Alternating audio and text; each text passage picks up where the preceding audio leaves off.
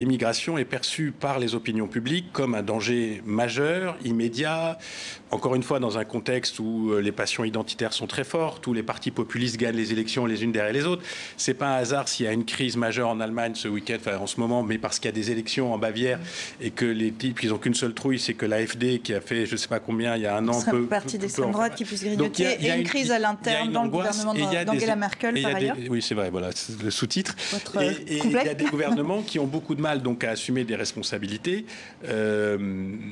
politiques en disant que c'est un phénomène qui est fait pour durer, qui va exister pour les années et les dizaines d'années à venir, qui a existé pendant des années et des dizaines d'années dans le passé, et qu'il faut bien qu'on trouve une politique communautaire qui permet à la fois de gérer la problématique de l'urgence, donc ce qui se passe en Méditerranée, mais aussi la problématique des migrations, puisque l'Europe est à une espèce de confluence, c'est comme ça, c'est un continent riche, c'est la première puissance commerciale, c'est des niveaux de vie au-delà de 30 000 $ par an, alors que de l'autre côté de la frontière de la mer, c'est des niveaux de vie entre 3 et 5 000 $. Donc il y a un phénomène naturel. Mais c'est bourré d'hypocrisie.